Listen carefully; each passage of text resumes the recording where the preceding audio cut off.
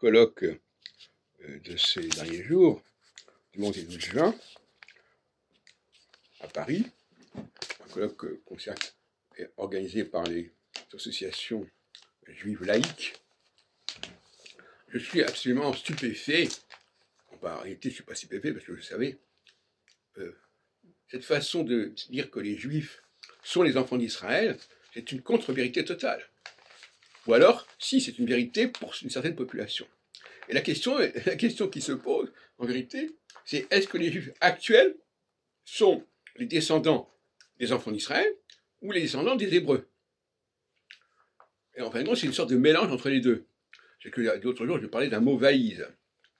Alors, il faut quand même pas. Alors, si quelqu'un, comme tel rabbin à ce colloque, qui dit « nous sommes les enfants d'Israël », ça veut dire qu'il se renvoie à l'Exode, mais il oublie surtout que les enfants d'Israël, ce sont les descendants de ceux qui ont fait opposition au royaume de David, qui ont constitué un royaume au nord, qu'ils ont appelé le royaume d'Israël. Donc, il y a une espèce de confusion, de syncrétisme absolument insupportable, qui explique pourquoi il y a un antisémitisme peut fonctionner, peut prospérer.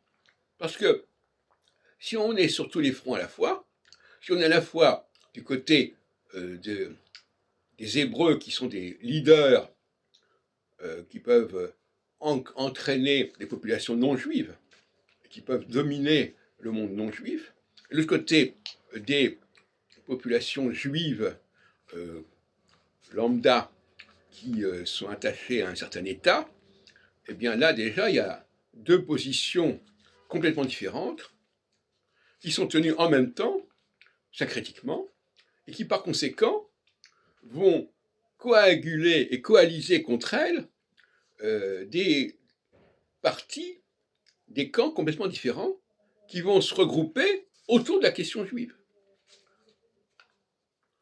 Et donc c'est extrêmement dangereux. Donc le syncrétisme au sein du monde juif va coaliser le syncrétisme au niveau de l'antisémitisme.